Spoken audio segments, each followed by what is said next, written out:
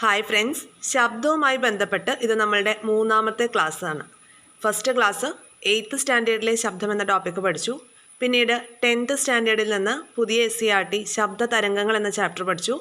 ഇത് 9th സ്റ്റാൻഡേർഡിലെ 8th chapter new SCERT ആണ്. ശബ്ദം എന്ന് പറയുന്ന ചാപ്റ്ററാണ്. 8th സ്റ്റാൻഡേർഡിലെ ശബ്ദം എന്ന ചാപ്റ്ററിലെ കണ്ടന്റ് തന്നെയാണ് ഈ ഭാഗത്തും. അഡീഷണൽ ആയിട്ട് ഒരുപാട് പോയിന്റ്സ് ഒന്നുമില്ല. എന്തായാലും ഈ ചാപ്റ്ററിലൂടെ ഒന്ന് ഓടിച്ചിട്ട് പോകാം. നമുക്ക് 8th സ്റ്റാൻഡേർഡിലെ ശബ്ദം എന്ന ചാപ്റ്റർ പഠിച്ചവർക്ക് ഈ ചാപ്റ്റർ ഒരു റിവിഷൻ ആയിരിക്കും, നല്ല റിവിഷൻ ആയിരിക്കും കേട്ടോ. അപ്പോൾ ശ്രവണബോധം ഉളവാക്കുന്ന ഊർജ രൂപത്തിനെയാണ് എന്ത് പറയുന്നത്? ശബ്ദം. ശ്രവണബോധം ഉളവാക്കുന്ന ഊർജ രൂപമാണ് ശബ്ദം, അറിയാമല്ലോ. നിത്യജീവിതത്തിൽ ശബ്ദം പ്രയോജനപ്പെടുത്തുന്ന സന്ദർഭങ്ങൾ ലിസ്റ്റ് ചെയ്യുക. എന്തിനൊക്കെയാണ്? സംഗീതാസ്വാദനത്തിന്, സംസാരിക്കുന്നതിന്, അല്ലേ? അങ്ങനെ ഒരുപാട് കാര്യങ്ങൾക്ക്. പിന്നെ ശബ്ദം എങ്ങനെയാണ് ഉണ്ടാകുന്നത്? നമ്മൾ പഠിച്ചിട്ടുണ്ട് ശബ്ദം എങ്ങനെയാണ് ഉണ്ടാകുന്നതെന്ന്. ശബ്ദ സ്രോതസ്സിൽ നിന്നാണ് എന്തുണ്ടാവുന്നത്? ശബ്ദം ഉണ്ടാകുന്നത്. അപ്പോൾ ആ ഒരു ശബ്ദം പ്രൊഡ്യൂസ് ചെയ്യുന്ന സ്രോതസ്സുകളുടെ ആകെയുള്ള കമ്പനത്തിൻ്റെ ആകെ തുകയാണ് ശബ്ദം എന്ന് പറയുന്നത്, അല്ലേ? ശബ്ദ സ്രോതസ്സിൻ്റെ കമ്പനം ചെയ്യുന്ന ഭാഗങ്ങളുടെ ആകെ തുകയാണ് ശബ്ദം. അപ്പോൾ വസ്തുക്കളുടെ കമ്പനം മൂലമാണ് എന്തുണ്ടാവുന്നത്? ശബ്ദം ഉണ്ടാകുന്നത്. വസ്തുക്കളുടെ കമ്പനം മൂലമാണ് ശബ്ദം ഉണ്ടാകുന്നത്. അതുപോലെ തന്നെ വസ്തുക്കളുടെ കമ്പനം മൂലം ശബ്ദം ഉണ്ടാകുന്നത് പോലെ തന്നെ ശബ്ദത്തിന് വസ്തുക്കളെ കമ്പനം ചെയ്യാനും സാധിക്കും, നമ്മൾ പഠിച്ചിട്ടുണ്ട്, അല്ലേ? അപ്പോൾ ശബ്ദ സ്രോതസ്സുകൾക്ക് ഉദാഹരണങ്ങൾ ഏതൊക്കെയാണ്? ട്യൂണിംഗ് ഫോർക്ക്, പിന്നെ സംഗീത ഉപകരണങ്ങളായിട്ടുള്ള ഓടക്കുഴൽ, ചെണ്ട, വയലിൻ, പിന്നെ സ്വനപേടകം, ഇതൊക്കെ ശബ്ദ സ്രോതസ്സുകൾക്ക് ഉദാഹരണങ്ങളാണ്. നമ്മൾ ഓൾറെഡി പഠിച്ചു. ഇനി എന്താണ് ഈ ഭാഗത്ത് വരുന്നത്? ഇനി നമുക്കിവിടെ പഠിക്കാനുള്ളത് ശബ്ദ പ്രേഷണത്തെക്കുറിച്ചാണ്. ശബ്ദ പ്രേഷണം അല്ലെങ്കിൽ പ്രൊപ്പഗേഷൻ ഓഫ് സൗണ്ടിനെ കുറിച്ചാണ് നമുക്ക് പഠിക്കാനായിട്ടുള്ളത്. ഈ ഭാഗത്ത് ഖരവസ്തുക്കളിലൂടെയും ശബ്ദം സഞ്ചരിക്കും എന്നൊരു പോയിന്റാണ്. ഖരവസ്തുക്കളിലൂടെയും ശബ്ദം സഞ്ചരിക്കും എന്നൊരു പോയിന്റ് മാത്രമേ ഇവിടെ പറയാനായിട്ടുള്ളൂ. ബാക്കിയെല്ലാം നമുക്ക് എക്സ്പെരിമെൻ്റ് ആയിട്ടുള്ള രീതിയിലൊക്കെയാണ് തന്നിട്ടുള്ളത്. അപ്പോൾ 8th സ്റ്റാൻഡേർഡിലെ ആ ഒരു ചാപ്റ്ററിൽ ഉള്ള പോയിന്റ്സ് ഒക്കെ തന്നെയാണ് നമുക്ക് ഇവിടെയും ഉള്ളത്, അല്ലേ? ശബ്ദം കേൾക്കാൻ കഴിയുന്നുണ്ടോ, ശബ്ദം കുറവായിട്ട് അനുഭവപ്പെടുന്നുണ്ടോ എന്നൊക്കെ ഒരു എക്സ്പെരിമെൻ്റ് ബേസ് ചെയ്തിട്ട് കുട്ടികളോട് കണ്ടെത്താനായിട്ടാണ് പറഞ്ഞിട്ടുള്ളത്. അതായത് വായിലൂടെ സഞ്ചരിച്ചിട്ടാണ് നമ്മുടെ ശബ്ദം നമ്മുടെ ചെവിയിലേക്ക് എത്തുന്നത്. ശൂന്യതയിൽ സഞ്ചരിക്കാനായിട്ട് ശബ്ദത്തിന് കഴിയില്ല. ശബ്ദത്തിന് സഞ്ചരിക്കാൻ എന്ത് വേണം? ഒരു മാധ്യമം വേണം.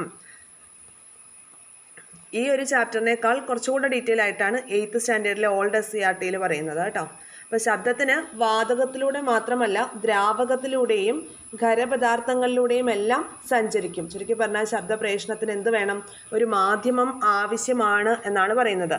ഓക്കെ, ശബ്ദ പ്രേഷണത്തിന് എന്ത് വേണം? ഒരു മാധ്യമം ആവശ്യമാണ്.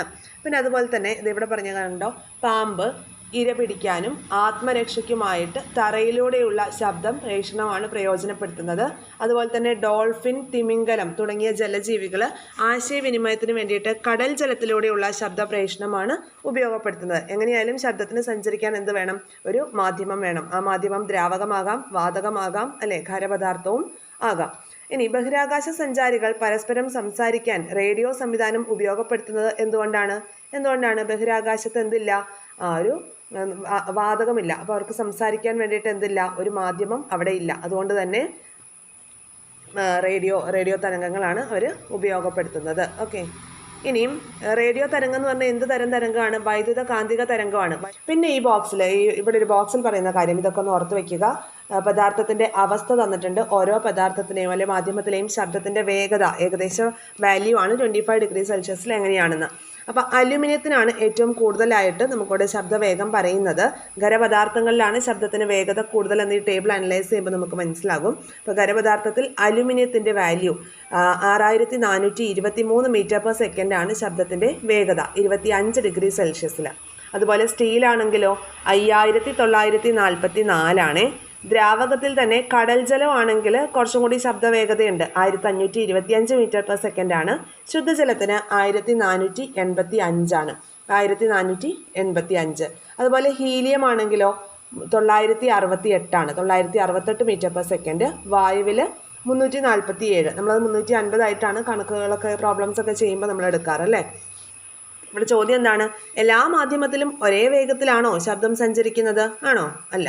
അപ്പോൾ പദാർത്ഥം ഏത് അവസ്ഥയിലായിരിക്കുമ്പോഴാണ് അതിലൂടെയുള്ള ശബ്ദവേഗത കൂടുതൽ? ഏതിലാണ്? ഈ ടേബിൾ അനലൈസ് ചെയ്യുമ്പോൾ നമുക്ക് മനസ്സിലാവും അല്ലേ? ഖരാവസ്ഥയിലാണ് എന്ത് ചെയ്യുന്നത്? ശബ്ദത്തിന് വേഗത കൂടുതൽ. അതുപോലെ കുറവുള്ളത് എപ്പോഴാണ്? വാതകാവസ്ഥയിലുമാണ്. അപ്പോൾ വ്യത്യസ്ത മാധ്യമങ്ങളിൽ ശബ്ദവേഗം വ്യത്യസ്തമാണ്. മാധ്യമങ്ങളുടെ താപനില വ്യത്യാസപ്പെടുമ്പോഴും അവയിലൂടെയുള്ള ശബ്ദവേഗത്തിനും വ്യത്യാസമുണ്ടാകും. ഇവിടെ ഒരു പോയിന്റ് ഉള്ളത് ഇതാണ്: താപനില കൂടുമ്പോൾ ശബ്ദവേഗം കൂടുന്നു. താപനില കൂടുമ്പോൾ ശബ്ദവേഗം കൂടുന്നു. ഓർത്ത് വയ്ക്കാം. ഇനി ഒരു പ്രോബ്ലം തന്നിട്ടുണ്ട് ഇവിടെ, നോക്കൂ. രാത്രിയിൽ പടക്കം പൊട്ടുമ്പോഴുണ്ടായ വെളിച്ചം കണ്ട് 3 സെക്കൻഡിന് ശേഷം അതിൻ്റെ ശബ്ദം കേട്ടു എങ്കിൽ സ്ഫോടനം നടന്നത് എത്ര അകലെയായിരിക്കും? ചോദ്യം പ്രത്യേകം ശ്രദ്ധിക്കുക. രാത്രിയിൽ പടക്കം പൊട്ടുമ്പോഴുണ്ടായ വെളിച്ചം കണ്ടിട്ട് 3 സെക്കൻഡിന് ശേഷമാണ് അതിൻ്റെ ശബ്ദം കേട്ടത് എങ്കിൽ സ്ഫോടനം നടന്നത് എത്ര അകലെയായിരിക്കും എന്നുള്ളതാണ്. ശബ്ദത്തിൻ്റെ വേഗത 350 മീറ്റർ/സെക്കൻഡ് എന്ന് നമുക്ക് തന്നിട്ടുണ്ട്. അപ്പോൾ വായുവിലെ പ്രകാശ വേഗം വളരെ കൂടുതലാണ്. നമുക്കറിയാം വായുവിലെ പ്രകാശത്തിൻ്റെ വേഗം വളരെ കൂടുതലാണ്. എത്രയാ? 3 × 10⁸ മീറ്റർ/സെക്കൻഡ് ആണ്. എന്നാൽ വായുവിലെ ശബ്ദത്തിൻ്റെ വേഗത എത്രയാണ്? 350 മീറ്റർ/സെക്കൻഡ് ആണ്. ഓർത്ത് വയ്ക്കുക. അതുകൊണ്ട് തന്നെ പടക്കം പൊട്ടുന്ന സന്ദർഭത്തിൽ തന്നെ അതിൻ്റെ വെളിച്ചം അകലെ നിൽക്കുന്ന ആൾക്ക് കാണാനായിട്ട് സാധിക്കും. വായുവിലെ പ്രകാശ വേഗത ശബ്ദത്തിൻ്റെ വേഗതയെ വെച്ച് നോക്കുമ്പോൾ വളരെ കൂടുതലാണ്. 3 × 10⁸ മീറ്റർ/സെക്കൻഡ് ആണ്. അതുകൊണ്ട് തന്നെ കുറച്ച് ദൂരം നിൽക്കുന്ന ആൾക്കും ആ ഒരു പടക്കം പൊട്ടുമ്പോൾ ഉണ്ടാവുന്ന പ്രകാശം പെട്ടെന്ന് കാണാനായിട്ട് സാധിക്കും. എന്നാൽ വായുവിലെ ശബ്ദവേഗത എത്രയാണ്? 350 മീറ്റർ/സെക്കൻഡ് ആണ്. അപ്പോൾ ശബ്ദം സഞ്ചരിക്കുന്ന ദൂരം കണ്ടെത്തുന്നത് ദൂരം കാണാൻ എന്താ ചെയ്യേണ്ടത്? വേഗം ഇൻറ്റു സമയമാണ്. അപ്പോൾ ദൂരം കാണാൻ വേണ്ടിയിട്ട് ശബ്ദത്തിൻ്റെ വേഗത 350 മീറ്റർ/സെക്കൻഡ്, 3 സെക്കൻഡാണ് സമയം തന്നിട്ടുള്ളത്. രണ്ടും കൂടെ ഗുണിക്കുമ്പോൾ 1050 മീറ്റർ എന്നാണ് നമുക്ക് ആൻസർ ആയിട്ട് കിട്ടുക. 1050 മീറ്റർ. ശബ്ദം സഞ്ചരിച്ച ദൂരം എന്ന് പറയുന്നത് 1050 മീറ്റർ ആണ്. ഓക്കെ.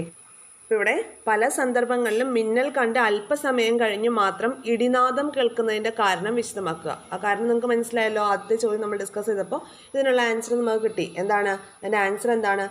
ഇവിടെ നോക്കിയും വായുവിലെ പ്രകാശ വേഗത വളരെ കൂടുതലാണ്. അതുകൊണ്ട് തന്നെ മിന്നൽ നമുക്ക് പെട്ടെന്ന് കാണുകയും കുറച്ച് സമയത്തിന് ശേഷം മാത്രമേ എന്ത് ചെയ്യുള്ളൂ? ആ ശബ്ദം, ഇടിമിന്നലിൻ്റെ ആ ഇടിയുടെ ശബ്ദം നമുക്ക് കുറച്ച് കഴിഞ്ഞിട്ടേ കേൾക്കുള്ളൂ അല്ലേ? അപ്പോൾ അതിന് ആൻസർ ഇതാണ്: വായുവിലെ പ്രകാശ വേഗം വളരെ കൂടുതലാണ്, എന്നാൽ ശബ്ദവേഗത കുറവുമാണ്. അതുകൊണ്ടാണ് മിന്നൽ കണ്ട് അല്പസമയത്തിന് ശേഷം മാത്രം നമുക്ക് ഇടിനാദം കേൾക്കുന്നത്. ക്ലിയർ ആണല്ലോ?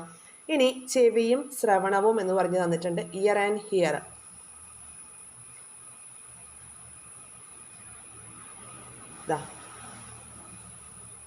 ഇവിടെ നമുക്ക് ഒരു മുത്തശ്ശിയും ഒരു കുട്ടിയും തമ്മിലുള്ള സംഭാഷണമാണ്. അമ്മൂമ്മയ്ക്ക് നല്ല ക്ഷീണം തോന്നുന്നു, ഇത് കഴിക്കൂ. ഒന്നും കേൾക്കാൻ വയ്യ മോനെ, ഉച്ചത്തിൽ പറയൂ എന്നാണ് മുത്തശ്ശി പറയുന്നത്. അപ്പോൾ എന്താണ്? ഇവിടെ ചെവിയിലും കമ്പനം ചെയ്യാൻ സാധിക്കുന്ന കർണപുടം എന്ന് പറയുന്ന ഒരു ഭാഗമുണ്ട്. നമ്മുടെ ചെവിയിൽ കമ്പനം ചെയ്യാൻ സാധിക്കുന്ന കർണപുടം എന്നൊരു ഭാഗമുണ്ട്.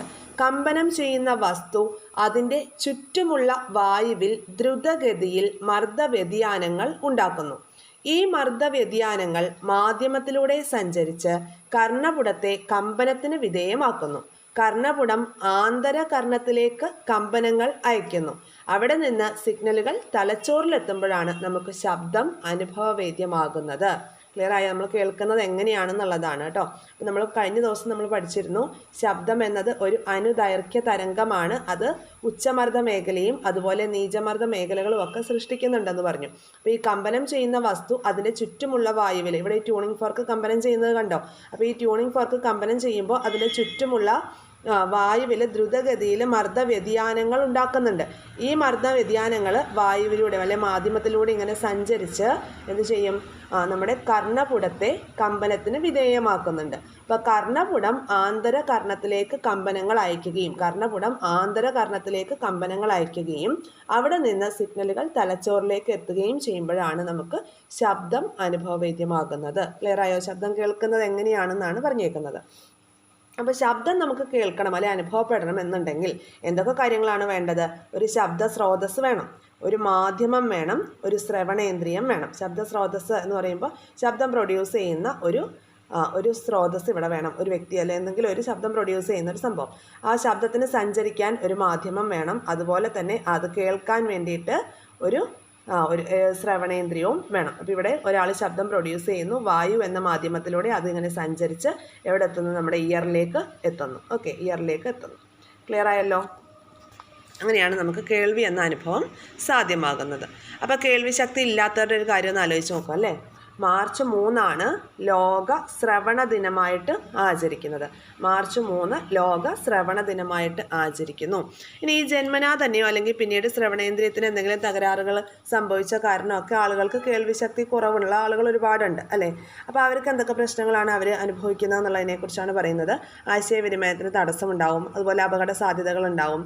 അവരോട് നമ്മൾ എങ്ങനെയാണ് ഒരു സമീപനം പുലർത്തേണ്ടത്, അവരെ നമ്മൾ എങ്ങനെയാണ് കൺസിഡർ ചെയ്യേണ്ടതെന്നാണ്. എങ്ങനെയാണ് സഹഭാവത്തോട് കൂടിയിട്ട് പെരുമാറണം, എല്ലാ പ്രവർത്തനത്തിലും പങ്കാളിത്തവും പരിഗണനയും ഒക്കെ നൽകണം. പിന്നെ അവർക്ക് വേണ്ടിയിട്ടൊക്കെ കണ്ടിട്ടുണ്ടല്ലോ, ഇപ്പോൾ ചെവി കേൾക്കാൻ പറ്റാത്ത ആളുകൾക്ക് വേണ്ടിയിട്ട് ന്യൂസൊക്കെ വായിക്കുമ്പോഴേ അതിൻ്റെ സൈഡിൽ നിന്നിട്ട് ഒരാൾ ഇങ്ങനെ കൈ കൊണ്ട് കാണിക്കുന്നത് കണ്ടിട്ടില്ലേ. അപ്പോൾ അവരെ സപ്പോർട്ട് ചെയ്യാൻ വേണ്ടിയിട്ടാണ് അങ്ങനെയൊക്കെ അല്ലേ.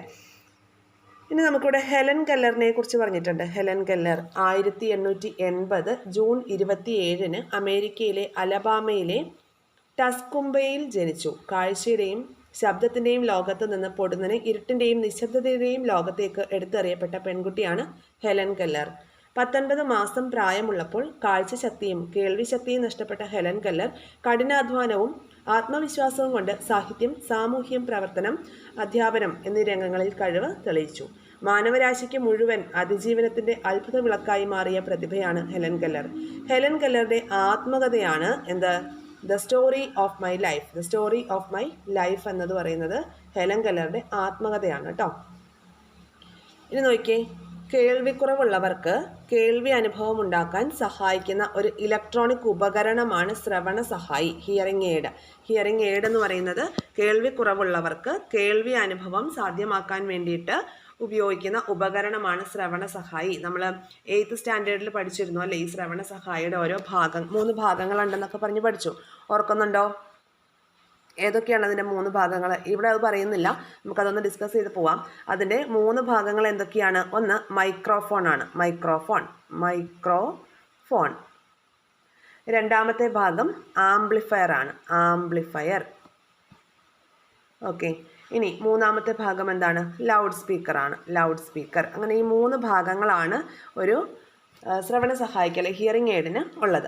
അതിൽ ഈ മൈക്രോഫോൺ എന്താണ് ചെയ്യുന്നത് നമ്മൾ കഴിഞ്ഞ ദിവസം പഠിച്ചായിരുന്നു. എന്താ ചെയ്യുന്നത്? ശബ്ദ ഊർജ്ജത്തെ വൈദ്യുത സിഗ്നലുകളാക്കി മാറ്റുകയാണ്. ശബ്ദ ഊർജ്ജത്തെ വൈദ്യുത സിഗ്നലുകളാക്കി മാറ്റുകയാണ് ചെയ്യുക അല്ലേ ഈ മൈക്രോഫോൺ. അത് കഴിഞ്ഞ് ആംപ്ലിഫയർ ആണ് എന്താ ചെയ്യുന്നത്? ആംപ്ലിഫയർ ഈ ശബ്ദത്തെ, ഈ വൈദ്യുത സിഗ്നലുകളെ ഒന്നുകൂടി ശക്തിപ്പെടുത്തും. നമ്മൾ പറഞ്ഞു സ്മോൾ ഈനെ എന്താക്കി മാറ്റും? വലിയ ഈ ആക്കി മാറ്റുന്നു. ഓർത്ത് വയ്ക്കാൻ വേണ്ടി നമ്മൾ പറഞ്ഞു അല്ലേ. ഇനി ലൗഡ് സ്പീക്കറാണ് എന്ത് ചെയ്യും? ഈ വലിയ ഈയെ എന്താക്കി മാറ്റും? സൗണ്ടാക്കിയിട്ട്, ശബ്ദമാക്കി മാറ്റും. ശക്തി കൂടിയ വൈദ്യുതി സിഗ്നലുകളെ ഉച്ചത കൂടിയ ശബ്ദമാക്കിയിട്ട് വലിയ എസ് ആക്കി മാറ്റും അല്ലേ.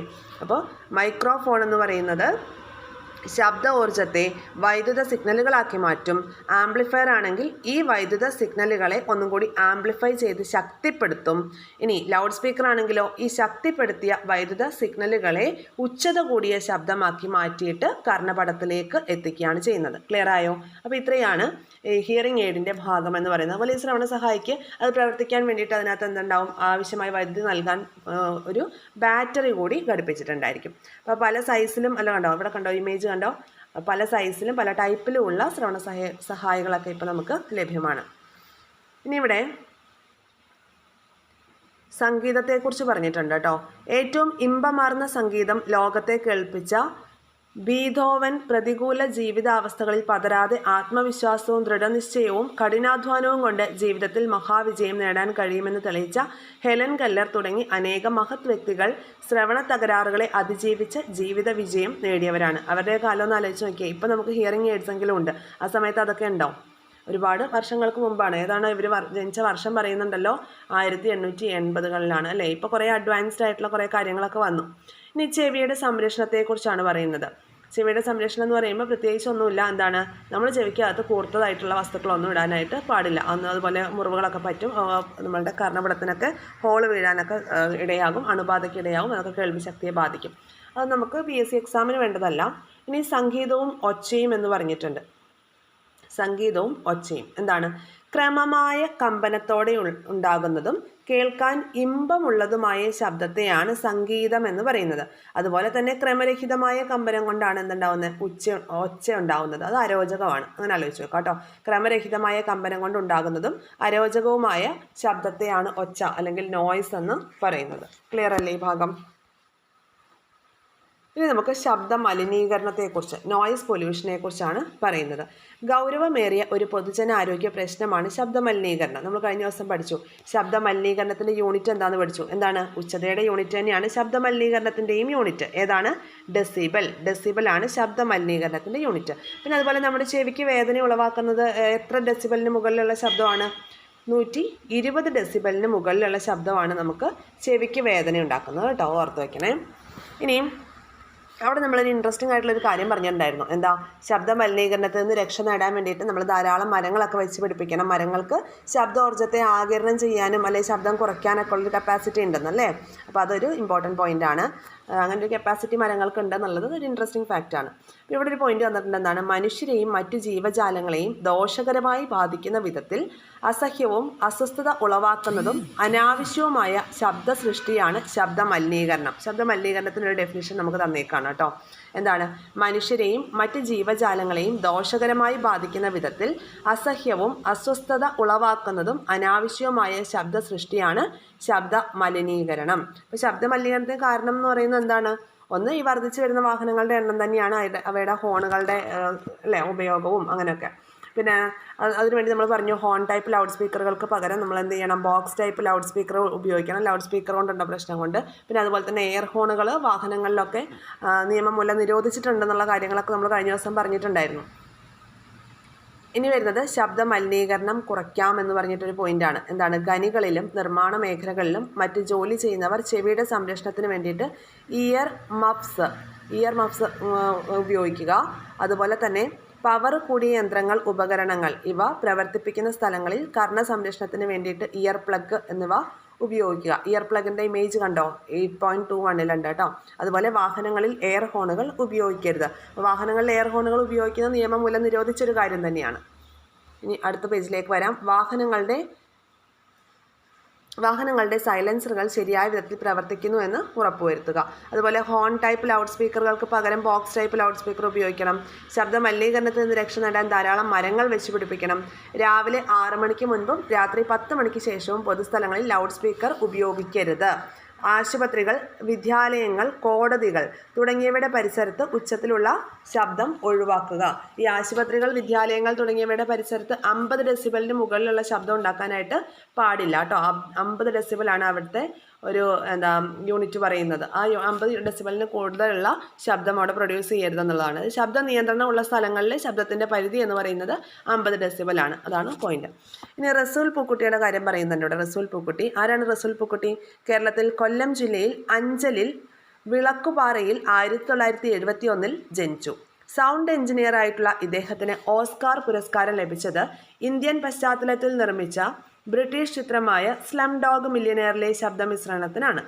ബ്രിട്ടനിലെ ബാഫ്ത അവാർഡ്, അമേരിക്കയുടെ cinema audio society award, Padmashri പുരസ്കാരം തുടങ്ങിയ നിരവധി ദേശീയ രാജ്യാന്തര പുരസ്കാരങ്ങൾ റസൂൽ പൂക്കുട്ടി നേടി. ശബ്ദമിശ്രണവുമായി ബന്ധപ്പെട്ട അഭിമാനകരമായ സംഭാവനകൾക്ക് ന്യൂയോർക്കിലെ റോച്ചസ്റ്റൺ അക്രഡിഷൻ ഇൻസ്റ്റിറ്റ്യൂട്ട് അദ്ദേഹത്തിന് വിശിഷ്ട എഞ്ചിനീയർ പദവി നൽകി ആദരിച്ചു. Academy of motion pictures and science ശബ്ദമിശ്രണത്തിലേക്കുള്ള അവാർഡ് കമ്മിറ്റിയിൽ അംഗമാകുന്ന ആദ്യത്തെ ഏഷ്യക്കാരനാണ് റസൂൽ പൂക്കുട്ടി. ആ ഒരു പോയിന്റ് നോട്ട് ചെയ്ത് വയ്ക്കാം. ഇനി നമുക്ക് ഈ ഒരു ചാപ്റ്ററിൽ ഇത്രയും കാര്യങ്ങളാണ് നമുക്ക് തന്നിട്ടുള്ളത്.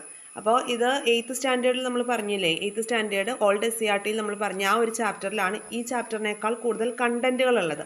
എങ്കിലും ശബ്ദം എന്ന് പറയുന്ന ഒരു ടോപ്പിക് ആണല്ലോ എന്ന് വെച്ച് ജസ്റ്റ് നമ്മളൊന്ന് കയറിറങ്ങിപ്പോയതാണ് ഈ ചാപ്റ്ററിലൂടെ. അധികം പോയിന്റ്സ് ഒന്നും ഇവിടെ ഇല്ല. അപ്പോൾ നിങ്ങൾ എന്ത് ചെയ്യണമെന്ന് വെച്ചാൽ ശബ്ദം എന്ന ഏരിയ പഠിക്കുമ്പോൾ 8th സ്റ്റാൻഡേർഡിലെ ശബ്ദം എന്ന ടോപ്പിക്ക് പഠിക്കുക, 10th സ്റ്റാൻഡേർഡിലെ ശബ്ദ തരംഗങ്ങൾ എന്ന ചാപ്റ്റർ പഠിക്കുക. ശേഷം ഈ 9th സ്റ്റാൻഡേർഡിലെ ശബ്ദം എന്ന ടോപ്പിക് കൂടി പഠിക്കുമ്പോൾ SCERTയിൽ 5 to 10 വരെയുള്ള ക്ലാസ്സുകളിൽ ശബ്ദവുമായി ബന്ധപ്പെട്ട കംപ്ലീറ്റ് ടോപ്പിക്കും നമ്മളുടെ തീരും. ഓക്കെ, അപ്പോൾ ക്ലാസ്സുകളൊക്കെ എങ്ങനെയാണ്, നിങ്ങൾക്ക് ഇഷ്ടമാവുന്നുണ്ടോ, മനസ്സിലാവുന്നുണ്ടോ എന്ന കാര്യങ്ങളൊക്കെ കമൻറ്റ് ബോക്സിൽ പറയണം. അതുമാത്രമല്ല നമ്മളൊരു ടെലഗ്രാം ചാനൽ സ്റ്റാർട്ട് ചെയ്തിട്ടുണ്ട്. അതിൻ്റെ ലിങ്ക് ഡിസ്ക്രിപ്ഷൻ ബോക്സിലും അതുപോലെ തന്നെ ഫസ്റ്റ് കമൻറ്റായിട്ടും പിൻ ചെയ്ത് വെച്ചേക്കാം. അപ്പോൾ ആ ഒരു ടെലഗ്രാം ചാനലിൽ കൂടി നിങ്ങൾ കയറി ജോയിൻ ചെയ്യുക. ഈ ക്ലാസ്സുകളുടെയൊക്കെ PDF ഫയലുകളൊക്കെ നമ്മളവിടെ അപ്ലോഡ് ചെയ്യുന്നുണ്ട് കേട്ടോ. വളരെ റീസെൻ്റ് ആയിട്ടാണ് നമ്മൾ ടെലഗ്രാം ചാനൽ സ്റ്റാർട്ട് ചെയ്തിട്ടുള്ളത്. നിങ്ങൾ ജസ്റ്റ് അതിൽ കയറി ഒന്ന് ജോയിൻ ചെയ്തേക്കാം. വരുന്ന അപ്ഡേഷൻസും എന്തെങ്കിലും ഇമ്പോർട്ടൻ്റ് ആയിട്ടുള്ള ഇൻഫർമേഷൻസ് ഒക്കെ നിങ്ങളിലേക്ക് പാസ് ചെയ്യാനുണ്ടെങ്കിൽ നമുക്ക് ആ ടെലഗ്രാം ചാനൽ യൂസ് ചെയ്യാമല്ലോ. അപ്പോൾ അതിന് വേണ്ടിയിട്ടാണ്. അപ്പോൾ ഇത്രയൊക്കെ കാര്യങ്ങളാണ് പറയാനായിട്ടുള്ളത്. നിങ്ങൾ ചാനൽ സബ്സ്ക്രൈബ് ചെയ്ത് കാണാത്തവർ ചാനൽ സബ്സ്ക്രൈബ് ചെയ്ത് കാണുക, ഷെയർ ചെയ്ത് നിങ്ങളുടെ ഫ്രണ്ട്സ് സർക്കിളിലേക്ക് കൂടി എത്തിക്കുക കേട്ടോ. അതുപോലെ ലൈക്ക് ചെയ്യുക, കമൻറ്റ് ചെയ്യുക. ഹൈപ്പ് എന്ന പുതിയൊരു ഓപ്ഷനോടെ ഉണ്ട്, അതുകൂടി ചെയ്ത് വെച്ചേക്കാം. Okay, thank you all.